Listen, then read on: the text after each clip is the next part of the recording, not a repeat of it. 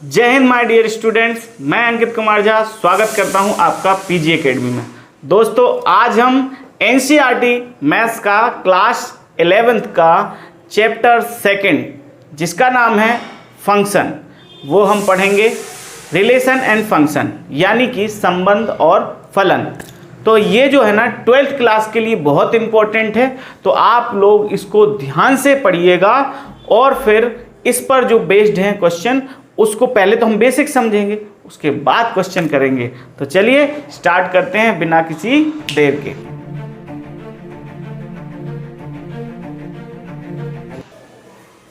तो बच्चों, हम जो स्टार्ट करने जा रहे हैं स्पेशल सीरीज है ये, और इसमें मैं बताऊंगा आपको 11th क्लास के वो चैप्टर। पहले वो देखो, एनसीईआरटी में जो है ना पूरी सॉल्व करवाऊंगा, लेकिन 11th क्लास के वो ज़्यादा चैप्टर पहले हम करेंगे। पहले वो चैप्टर किए जाएंगे जो कि 12th के लिए भी इम्पोर्टेंट हैं। ठीक है, तो चलिए स्टार्ट करते हैं एक्सरसाइज 2.1। तो आइए स्टार्ट करते हैं एक्सरसाइज 2.1, और इस चैप्टर का नाम क्या है? संबंध एवं फलन। तो रिलेशन एंड फंक्शन। तो पहले तो आप ये समझिए कि रिलेशन और फंक्शन को समझने के लिए, यानी कि इस पूरे चैप्टर को अच्छे से समझने के लिए आपको आना चाहिए पहले सेट यानी कि समुच्चय की जानकारी बिल्कुल जड़ से होना चाहिए। ठीक है, इसके बाद आपको कार्तीय गुणन आना चाहिए, जो कि इसी एक्सरसाइज में है ना। 2.1 में केवल कार्तीय गुणन है, यानी कि कार्टेशियन प्रोडक्ट। कार्तीय गुणन दो समुच्चयों, दो या अधिक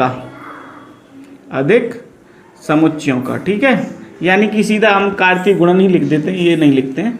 कार्तीय गुणन मतलब कार्टेशियन प्रोडक्ट।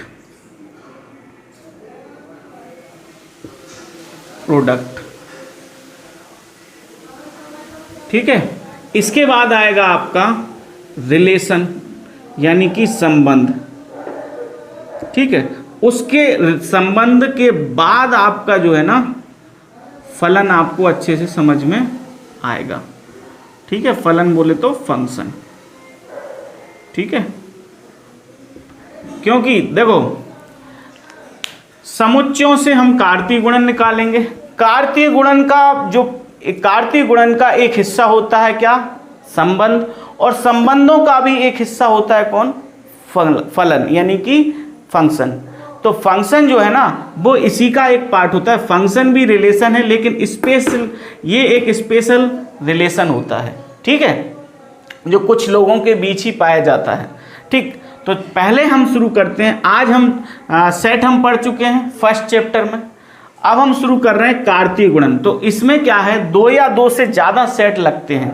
ठीक है, मैं ये दो चीज़ें मिटा देता हूँ। कार्तीय गुणन हम हेडिंग डालते हैं, और क्वेश्चन नंबर फर्स्ट भी हम यहाँ पर लिख देते हैं। तो क्वेश्चन नंबर फर्स्ट लिखते हैं।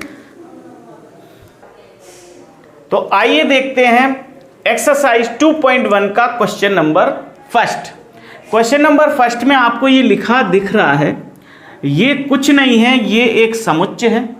ठीक है, उसी के सामने एक समुच्चय दिया है, दोनों समुच्चय बराबर हैं।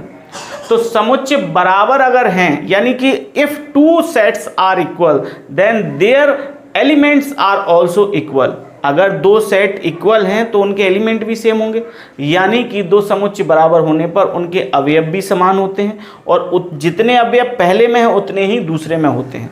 तो देखिए, इसमें आप ये मत सोचना कि इसमें 4 हैं, 1 2 3 4, ना बिल्कुल नहीं। ये पूरा एक पार्ट है और ये एक पूरा पार्ट है। तो इसके इक्वल में अगर ये है तो ये वाला पार्ट इसके इक्वल होगा, और ये वाला पार्ट जो है वो इसके इक्वल होगा।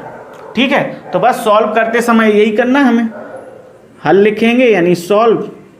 ठीक है, और करते हैं x/3 पहले तो पूरा लिख देते हैं, x/3 कॉमा y - 2/3 और इक्वल 5/3 कॉमा 1/3। देखो, ये वाला पार्ट इसके इक्वल है और ये पूरा पार्ट इसके इक्वल है। तो बस कर दो x/3 + 1 ये हो गया 5/3 के इक्वल, ठीक। और यानी एंड ये वाला पार्ट जो है y-2/3 ये इसके इक्वल होगा, y-2/3 ये इक्वल है 1/3 के, किसके? 1/3 के, ठीक है। तो इसको सॉल्व करेंगे तो क्या हो जाएगा, 3 बन जा 3, इसका क्रॉस मल्टीप्लाई यानी x + 3/3 इक्वल टू 5/3, ठीक है। और इसको डंडा खींच दो बीच में, ये अलग चल रहा है इक्वेशन, इसको भी ट्रांसफ़र कर दो इधर। तो इसको देखो, इसको ट्रांसफ़र भी कर सकते हो, यहीं सॉल्व भी कर सकते हो। इसको मैं क्या कर देता हूँ, 3y - 2/3 और ये हो गया 1/3। तो देखो हर से हर कट गया क्योंकि होल डिनोमिनेटर सेम है, यानी कि पूरे हर के बराबर है। तो ये देखो 3 से 3 और 3 से 3 कट गया। अब x खाली कर दूं तो x इक्वल टू क्या होगा, 5 - 3 और यहाँ पर क्या होगा 3y - 2 इक्वल जो -2 है वो ट्रांसफ़र हो जाएगा तो 1 + 2, ठीक है। तो यहाँ पर कितना हो गया, x इक्वल टू 5 में से 3 जाएगा तो कितना बचेगा 2, ये x की वैल्यू आ गई। और यहाँ पर क्या होगा, y इक्वल टू हो जाएगा 3 और ये भी 3 है तो 3 से 3 कट जाएगा तो y की वैल्यू कितनी आ गई हमारी, 1, ठीक है। इस तरीके से x और y की वैल्यू आ चुकी है। I hope you like this very much. So अगर लाइक कर रहे हो तो दम से लाइक करिए। देखिए क्वेश्चन नंबर 2 है। सेकंड में क्या लिखा है, एक सेट है A, उसमें नंबर A सेट में ये n लगा दिया जाए अगर आगे, तो उस सेट के यानी उस समुच्चय के n क्या बताता है, संख्या, केवल अवयवों की संख्या। जैसे यहाँ पर केवल b बताया जाएगा। ये यहाँ b में कितने एलिमेंट हैं, 3 हैं। कितने हैं, 3। तो इसका मतलब है nb क्या होगा, 3 होगा, ठीक है। 3 एलिमेंट हैं तो number of element in set b is 3। अब पता क्या करना है, जो a क्रॉस b आएगा यानी कार्तीय गुणन आएगा उसकी संख्या कितनी होगी। तो पहले तो मैं आपको इसी में कार्तीय गुणन अच्छे से समझा देता हूं। कार्तीय गुणन क्या, कार्तीय गुणन, ठीक है। कार्तीय गुणन क्या होता है, यानी कि कार्टेशियन प्रोडक्ट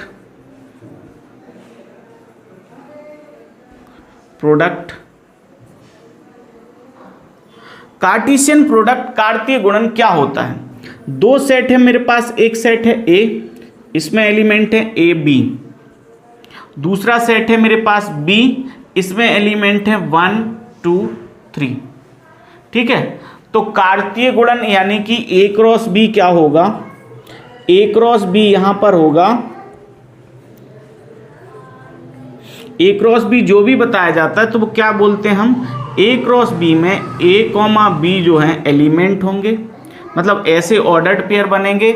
और यहाँ पर such that A belongs to set A और B belongs to set B, ठीक है। सॉरी, और फॉर ऑल इसका मतलब होता है फॉर ऑल, यानी कि सभी के लिए, यानी सभी जो A होंगे, सभी जो पहले एलिमेंट लिए जाएंगे इस ऑर्डर्ड पेयर के, इसको क्या बोलते हैं, इसको बोलते हैं क्रमित युग्म। क्रमिक या क्रमित बोल लो, क्रमिक बोल लो, क्रमिक युग्म, यानी इंग्लिश में क्या बोल देंगे, ऑर्डर्ड पेयर। क्या बोल देंगे, ऑर्डर्ड पेयर, ठीक है, ऑर्डर्ड पेयर, ठीक। तो ये जो है ये क्या है, A, B है ऑर्डर्ड पेयर यानी क्रमिक युग्म। तो क्रमिक युग्म इसका जो क्रम होगा यानी ऑर्डर होगा वो किस हिसाब से होगा, A आगे है तो पहला एलिमेंट A का लिया जाएगा, B पीछे है तो दूसरा एलिमेंट जो है वो B का लिया जाएगा, ठीक है, दूसरे सेट का लिया जाएगा। वही तो मैंने यहाँ पर लिखा है फॉर ऑल A, मतलब फॉर ऑल A मतलब सभी A लिए जाएंगे समुच्चय A से और सभी B लिए जाएंगे समुच्चय B से।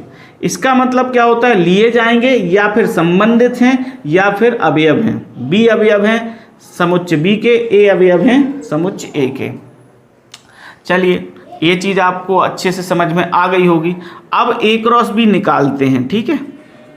तो करना क्या है, करली ब्रैकेट के अंदर मंझले कोष्टक के अंदर हम क्या लिखेंगे, ए कॉमा बी, यानी इतने एलिमेंट कितने आ सकते हैं इसमें, ऑर्डर्ड पेयर। तो देखो पहला हमने लिया क्या, यहाँ एक्स वाई भी कर सकते हो क्योंकि यहाँ ए बी ले चुका हूँ, तो यहाँ एक्स वाई कर सकते हो, ठीक है। एक्स वाई और X belongs to set A और Y belongs to set B, ठीक है। ये भी आप लिख सकते हो क्योंकि ए बी ऑलरेडी मैं ले चुका हूँ, ठीक है।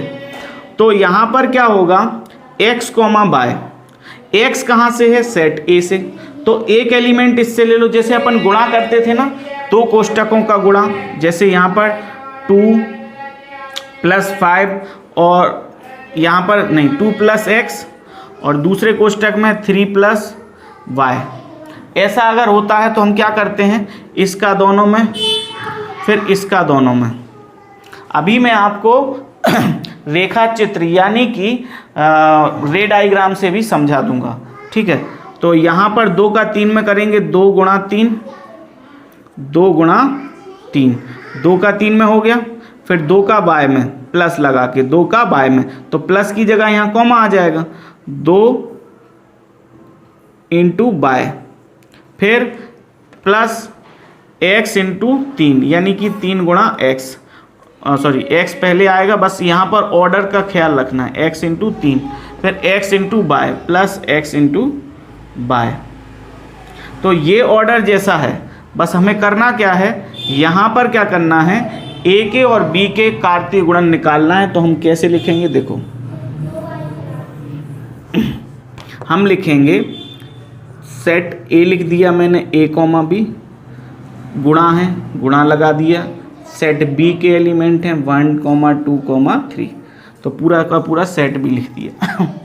अब ए का 1 के साथ है ना, ये वाले ब्रैकेट में, छोटे वाले में, करली ब्रैकेट के अंदर छोटा ब्रैकेट, ऑर्डर्ड पेयर लिख रहा है तो ऑर्डर क्रम से 2 ऑर्डर लिख रहा है, तो एक छोटा ब्रैकेट आएगा a, 1, ठीक है, a1, a2, a का कर लो पहले सबके साथ, a2, फिर a3, a का हो गया तीनों के साथ, a1, a2, a3, b1, b2, b3, ठीक है, कॉमा इनके बीच में भी लगेंगे, b1, b,1, ठीक है, और b2, b,2 और b3, b,3 और यहाँ पर कॉमा लगा देंगे, ठीक है।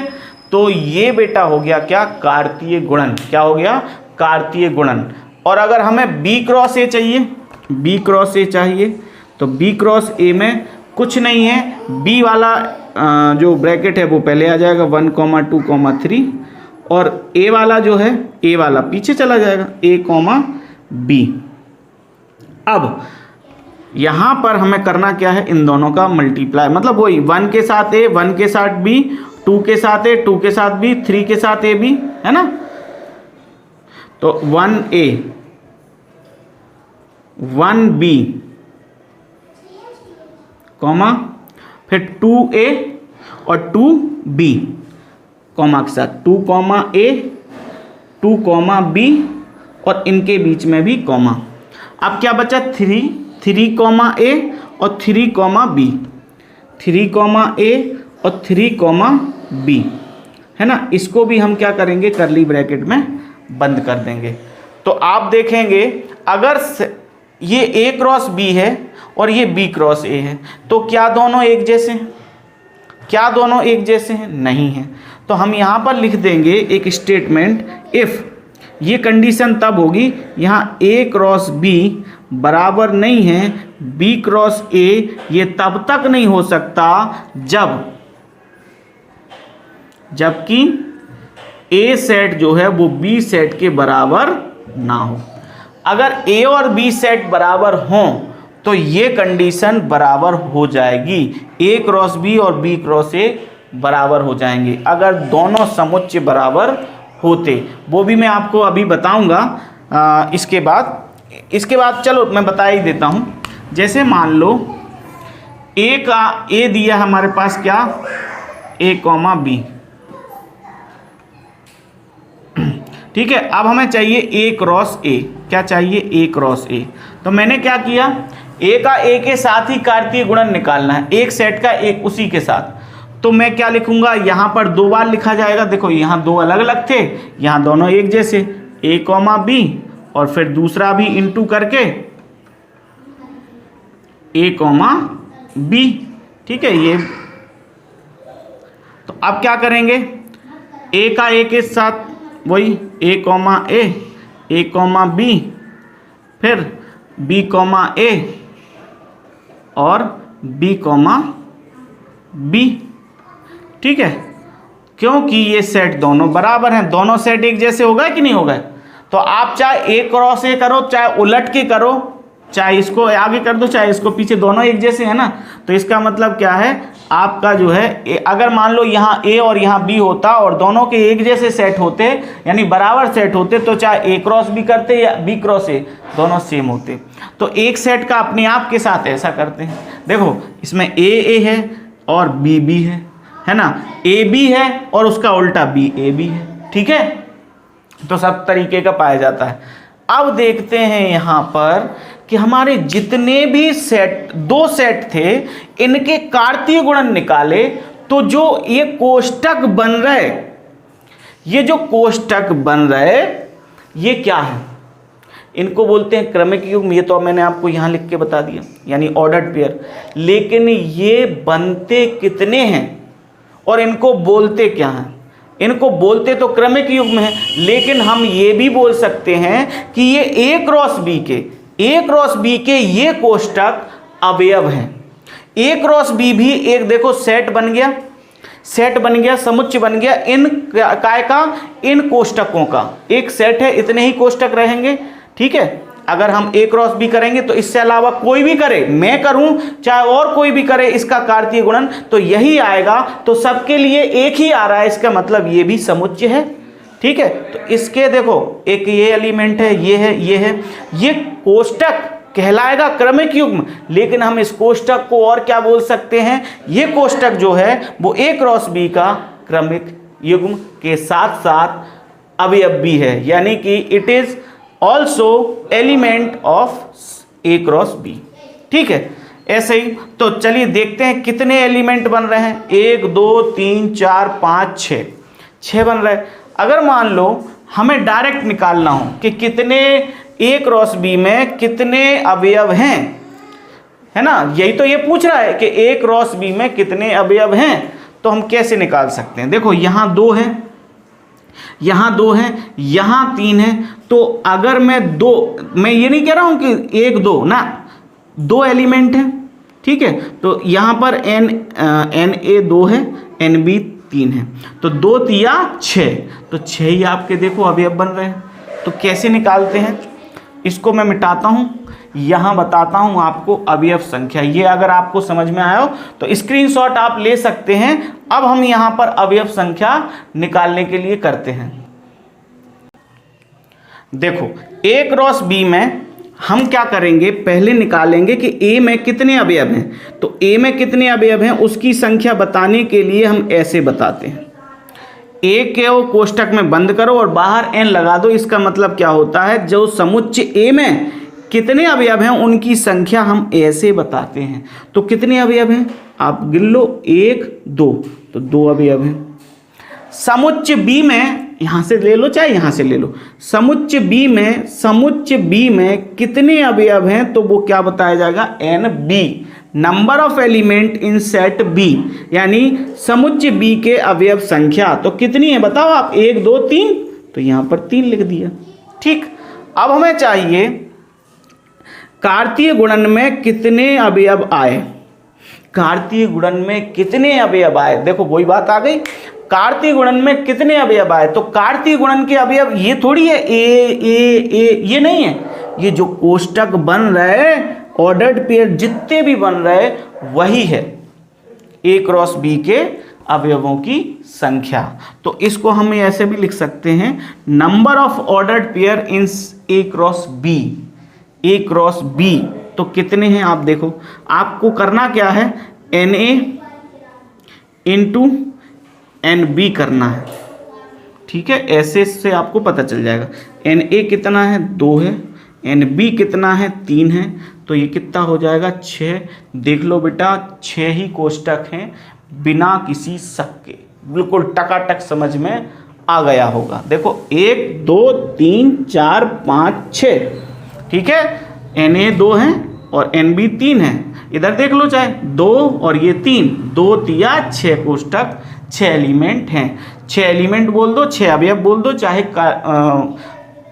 ऑर्डर्ड पेयर का नंबर बता दो, यानी कि क्रमित युग्म की संख्या, ठीक है। क्रमित युग्म जो जितने बनते हैं उनको ही हम क्या कहते हैं, कार्तीय गुणन की संख्या, सॉरी कार्तीय गुणन के अवयव।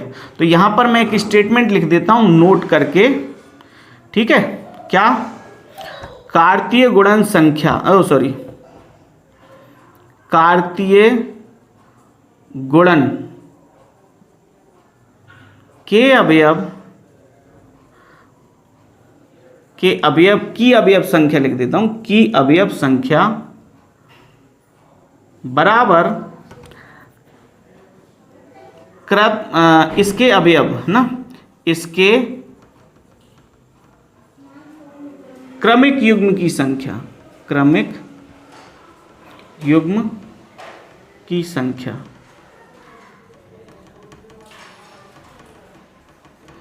आप ऐसा भी बोल सकते हो कि जो आपके इसके कार्तीय गुणन के अवयव हैं वही उसके कहलाते हैं, वही क्या कहलाते हैं, क्रमिक युग्म, ठीक है। तो ये भी आप लोग एक स्टेटमेंट आप लिख सकते हैं। यानी इंग्लिश में कैसे लिख देंगे, इंग्लिश में लिख देंगे number of element of A cross B, number of element of A cross B equal number of ordered pair of A cross B, ठीक है। I hope you have understood this question very much. If you understand so please like it. तो करते हैं question number 2। आपको जो मैंने example दिया था उससे आपको कार्तीय गुणन समझ में आ गया होगा, और कार्तीय गुणन के अवयवों की संख्या यानी कि क्रमित युग्म कितने बन रहा है, कोष्टक कितने बन रहे हैं, वो भी आपको समझ में आ गया होगा। अब देखते हैं ये क्वेश्चन हमें 2 दिया है, इसमें भी A क्रॉस B मतलब कि A और B के कार्टेशियन प्रोडक्ट की नंबर पता करना है। तो चलिए इसको सॉल्व करते हैं। A की तो हमें एलिमेंट दिए हैं कितने हैं, 3। B के देखते हैं, तो क्या Na हमारे पास है कितना, 3। तो B सेट में कितने नंबर ऑफ एलिमेंट हैं, 3 है, 3 4 5। इससे पहले लिखा था मैंने, वो मिस्टेक लिख दी थी, 1 2 3 लिखे थे, यहाँ पर 1 2 3 वो भी 3 थे, ये भी 3 है। तो हमें इनसे मतलब ही नहीं है कि कौन से सेट हैं, इनसे कोई मतलब नहीं है, हमें मतलब है इनकी संख्या से, इनकी नंबर से। तो इनकी नंबर कितनी है, 3। अब हमें चाहिए क्या, A क्रॉस B, यानी जो कार्तीय गुणन बनेगा उसमें कितनी संख्या आएगी। तो अभी मैंने आपको बताया, ये चाहे सूत्र मान लो चाहे कुछ मान लो, फॉर्मूला क्या, number of element in A cross B, कार्तीय गुणन A और B के संख्या कितनी होगी, Na और इंटू NB। तो ये कितना है बेटा, ये भी 3 है और ये भी भाई साहब 3 है, तो 3 गुणा 3 किया तो 9 आ गया। यानी कि आपका आंसर क्या आ गया, Na क्रॉस B में, यानी A क्रॉस B में नंबर ऑफ एलिमेंट 9 हैं। ये आपका क्वेश्चन 2 हो गया। अच्छा लगा हो तो लाइक जरूर करिएगा। देखो बेटा यहां क्वेश्चन नंबर 3 है, इसमें G एक सेट है और H एक सेट है, यानी G और H जो 2 समुच्चय हैं, पता करना है G क्रॉस H और फिर H क्रॉस G। अभी मैंने आपको एक एग्जांपल दिया था, A क्रॉस B और B क्रॉस A, ठीक है, ये हमें ज्ञात करना है, ठीक है, G क्रॉस H और H क्रॉस G। तो चलिए इसमें आगे सॉल्व करते हैं और चालू करते हैं G क्रॉस H। तो G क्रॉस H वही चीज़ जैसे मल्टीप्लाई करते थे वैसे यहाँ 7,5, ठीक है, कॉमा 7 के साथ 4, 7,4, 7 के साथ 2, 7,2, ठीक है। फिर 8,5, ठीक है, 8,4, फिर 8,2, 8,2। तो ये पेयर कंप्लीट हो गया। देखो ना, आप चेक कर लो क्या वाकई में हमने कोई गलती तो नहीं करी, कोई एलिमेंट छूट तो नहीं रहा है ना इसमें या उसमें। तो चेक करने का तरीका क्या है, वही नंबर ऑफ एलिमेंट निकाल लो ए क्रॉस बी के, यानी अब कितने कोष्टक बन रहे हैं वो पता कर लो। कैसे, इसमें जितने एलिमेंट हैं उनका नंबर ऑफ एलिमेंट ऑफ जी और number of element of H का मल्टीप्लाई, यानी इसके अवयवों की संख्या 2 है और इसके अवयवों की संख्या कितनी है 3, तो 2 तिया 6, तो क्या 6 कोष्टक हैं, 1 2 3 4 5 6, बिल्कुल टकाटक हैं। इसका मतलब क्या है, जी क्रॉस एच कंप्लीट तथा एच क्रॉस जी, एच क्रॉस जी। तो अब क्या करना है, पहले एच के रखना है ना, पहले एच के रखना है। जिस हिसाब से ये ऑर्डर है तो ब्रैकेट्स के अंदर भी पहले एच का एलिमेंट पहले नंबर पे, कॉमा के बाद जो दूसरा एलिमेंट आएगा वो काय का आएगा, जी का। तो देखो 5,7, ठीक है, फिर दूसरे कोष्टक में 5,8, ठीक है, 5 के साथ हो गए इसके दोनों, अब 4 के साथ दोनों कर दो, 4 7 4 8, 4 7 और 4 8। इनके बीच में भी, ऑर्डर्ड पेयर के बीच में भी कॉमा लगाइएगा बेटा, है ना, क्योंकि ये एलिमेंट है किसके, एक ये कार्टेशियन प्रोडक्ट के। अब 4 के साथ दोनों हो गए, 2 के साथ दोनों, 2 7 2 8, 2 आगे आना चाहिए, ठीक है, क्योंकि 2 7 और 2 8। तो इसमें चेक कर लो कितने बन गए, पूरे के नहीं बने, कोई छूटा तो नहीं है। तो इसके लिए भी वही 2 इसमें 3 इसमें 2 3 6, क्या 6 इसमें बन रहा है, 1 2 3 4 5 6, बिल्कुल टकाटक है। क्वेश्चन का आंसर हो चुका है दोनों का। हमने जी क्रॉस एच भी निकाल दिया, एच क्रॉस जी भी निकाल दिया। देखते हैं क्वेश्चन नंबर 4। अब देखते हैं क्वेश्चन नंबर 4 का फर्स्ट क्या कह रहा है, P एक सेट है M, N, Q एक सेट है N, M। अब P क्रॉस Q क्या ये होगा, तो चेक करने का सबसे अच्छा तरीका अभी बताया था मैंने, इसमें जितने एलिमेंट है उनकी इसके एलिमेंटों की नंबर से मल्टीप्लाई कर दो। तो इसमें कितने हैं, NP कितने हैं 2, NQ कितने हैं 2, तो बस मल्टीप्लाई करके देख लो, 2 × 2, 4 ब्रैकेट होना चाहिए, 4 ब्रैकेट P क्रॉस Q में होना चाहिए, 4 ब्रैकेट हैं क्या, 2 ही ब्रैकेट हैं। इसका मतलब ये गलत है, ये असत्य है। सत्य असत्य पूछा था, सत्य और असत्य बताइए, ट्रू और फॉल्स बताइए। If any number any set be true और फॉल्स, तो फॉल्स जो है उसको ट्रू करना है अपने लिए। चलिए स्टार्ट करते हैं। तो इसको ट्रू करने के लिए क्या करना है, जो 2 इसमें कितने सेट कितने ऑर्डर्ड पेयर बन रहे, यानी कि सॉरी हाँ, कितने ऑर्डर्ड पेयर बन रहे, कितने क्रमित युग्म बन रहे, कितने जोड़े बन रहे हैं, कितने कोष्टक बन रहे, ठीक है। तो 2 बन रहा है तो हमें 4 चाहिए, तो क्या क्या क्या कमी है वो लिख लेते हैं हम। डायरेक्ट P × Q कर देते हैं हम, तो P × Q कर दो, तो M का N के साथ और N M के साथ, ठीक है। तो M N M N और M के साथ M M, M, ठीक है। अब देखते हैं हम क्या, N के साथ ये दोनों ले लो, N N N M, N N और N M, ठीक है। क्या किया, कुछ नहीं किया, M के साथ N, M के साथ M, N के साथ N, N के साथ M, मतलब इसके साथ ये दोनों फिर इसके साथ ये दोनों। तो ये आपका सही हो गया, सही कर दिया हमने। सही करने को बोल रहा था, जो गलत है उसको सही कर देना, तो हमने कर दिया। देखते हैं इसका सेकंड। देखिए दूसरा स्टेटमेंट क्वेश्चन नंबर 4 का क्या कह रहा है, A क्रॉस B में एक्स कॉमा वाई की फॉर्म में ऑर्डर्ड पेयर है। इसका मतलब ये नहीं है बेटा कि एक्स और वाई एक ही कोष्टक है, मतलब जितने भी कोष्टक आएंगे वो इससे लिए जाएंगे और उनका पहला एलिमेंट x होगा और दूसरा एलिमेंट y होगा, और साथ में क्या कह रहा है, ये अरिक्त समुच्चय है, यानी कि is a non empty set. ये नॉन एम्प्टी है, इसका मतलब इसमें कुछ ना कुछ एलिमेंट हैं, कुछ ना कुछ ऑर्डर्ड पेयर हैं, और वो ऑर्डर्ड पेयर किस फॉर्म में है, वह क्रमिक युग्म है x, y की फॉर्म में। और क्या कह रहा है आगे कि x कर रहा है, x जो है वो एलिमेंट है सेट A का और y जो है वो एलिमेंट है सेट B का। तो अभी मैंने आपको बताया था कि कैसे अपन जो है ना A क्रॉस B को लिखते हैं। कैसे लिखते हैं, समुच्चय निर्माण विधि में कैसे लिखते हैं, x, y such that for all x belongs to set A and y belongs to set B। ऐसे ही लिखते हैं ना, यही स्टेटमेंट है ना A क्रॉस B का, ऐसे ही लिखते हैं। तो ये मतलब इसको हम ऐसे लिख सकते हैं, इसका मतलब ये सही है, सत्य है, सही तरीका है, तो इसको कह देंगे सत्य। अब सत्य है तो सत्य बनाने की जरूरत क्या है, it is already true.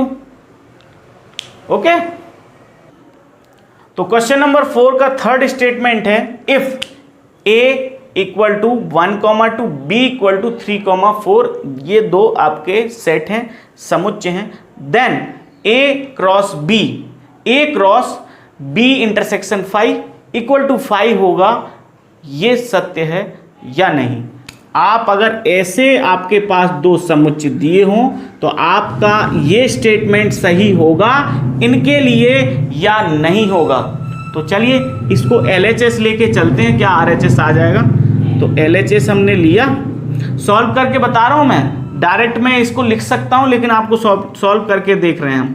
A cross B intersection, पहले तो हम निकाल लेते हैं क्या, B इंटरसेक्शन C, इसको डायरेक्ट हटाते हैं, B इंटरसेक्शन 5 सॉरी। तो B और 5 में क्या कॉमन है, कॉमन देखना है।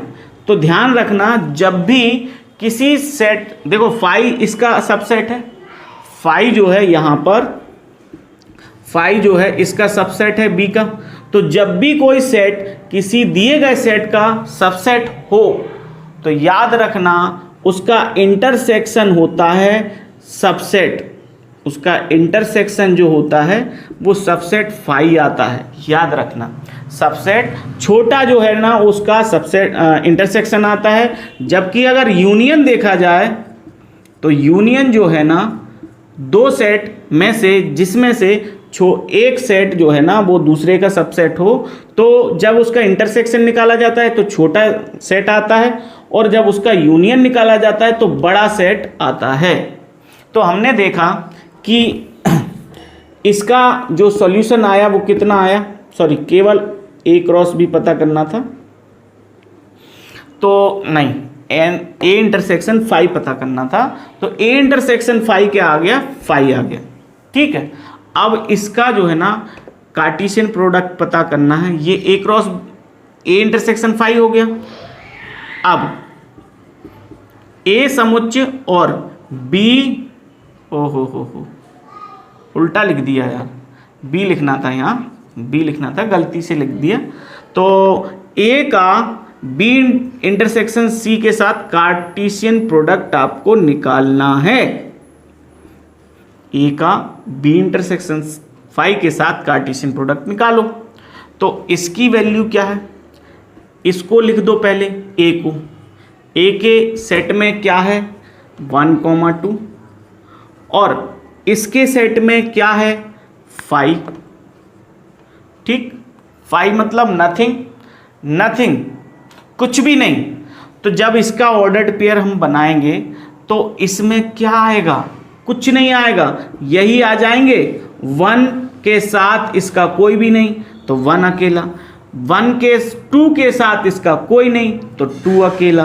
तो भैया ये तो जो है ना सेट A है, तो इक्वल टू सेट A। तो A और B इंटरसेक्शन का कार्टेशियन प्रोडक्ट A आया और वो क्या कह रहा था 5 आएगा, तो ये तो गलत हो गया। अब इसको सही करना है तो सही यही हो गया, सही ये हो गया। ठीक है, ये गलत था, इसका सही ये है। मतलब सॉल्व कर दो आप तो पता चल जाएगा, अगर सही है तो सत्य लिख देंगे और नहीं है तो यही सही है। ठीक है, देखो बेटा यहां पर क्वेश्चन नंबर 5 में एक समुच्चय है जिसमें एलिमेंट है -1, 1। अब वो कह रहा है कि इसका 3 बार जो है ना कार्टेशियन प्रोडक्ट निकाल के हमें बताइए।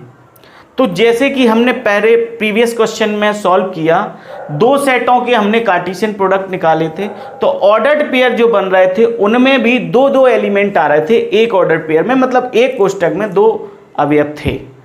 अभी यहाँ पर एक ही सेट का 3 बार क्रॉस कार्टेशियन प्रोडक्ट निकालना है, तो जो ऑर्डर्ड पेयर बनेगा उसमें 3 एलिमेंट आना चाहिए। अब ये कैसे आएंगे पहले तो मैं आपको बता देता हूं। एक जो रे डायग्राम होता है ना, यानी कि रेखा चित्र, रेखीय चित्र के द्वारा भी हम इसको समझ सकते हैं।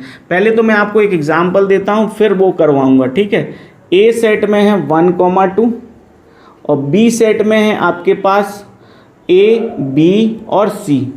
ठीक है, तो ये ए सेट हो गया और एक हो गया आपका बी सेट।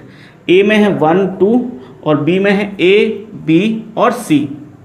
अब देखो इसका हमें ए क्रॉस बी पता करना है, तो ए का 1 का कर लो पहले सबके साथ मल्टीप्लाई इधर के, तो 1A 1B 1C, फिर 2A 2B 2C। ठीक है, ऐसे एरो लगा देते हैं क्योंकि ए क्रॉस बी निकाल रहा है ना, तो ए क्रॉस बी में आपके क्या आ गए, डायरेक्ट लिख दो आप 1A। ठीक है, 1A 1B है ना 1C। ठीक, और फिर 2A 2A 2A 2B 2B 2B और 2C। ठीक है, तो बने भी उतने ही हैं। देखो ये 2 हैं, ये 3 है, 2 3 6 आपके ब्रैकेट्स बने हैं। ठीक है, तो यहाँ देखते हैं, अब इसको सॉल्व करते हैं, है ना। पहले हम 2 बार करते हैं ना, तो पहले निकालते हैं हम ए क्रॉस ए, बोले तो -1, 1। तो यहाँ पर मैं इसको ऐसे भी बताता हूँ, ए और ए का ए के साथ -1 1 -1 1।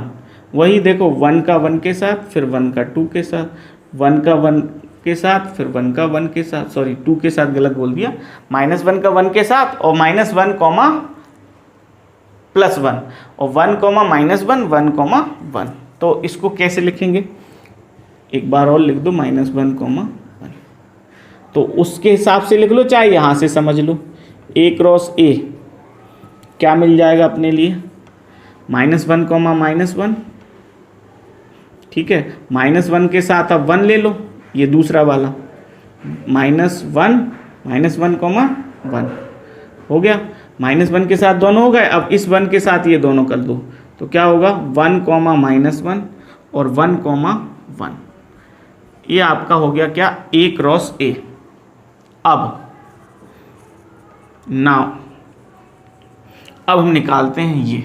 ठीक है, तो ए क्रॉस ए यानी कि ये वाले के साथ -1 1 और -1 1, सॉरी -1 -1 1 और 1 -1 और आपका 1 1। ये तो हो गया क्या, ये हो गया अपना ये वाला पार्ट, ये हो गया ये वाला पार्ट, ये हो चुका है। अब एक बार और ए रख दो, तो इनटू -1, 1। ठीक है, अब देखो इन ब्रैकेट्स का वही करना है, पहले इसका इसके साथ फिर दूसरे के साथ, हो गया, पहले के साथ फिर दूसरे के साथ, फिर इसका पहले के साथ और फिर दूसरे के साथ। तो करो जरा, -1 और फिर -1। ठीक है, ये आ गया। फिर इसका उसके साथ +1 के साथ, तो -1 +1। ठीक है, ए कंप्लीट हो गया इसका उन दोनों के साथ।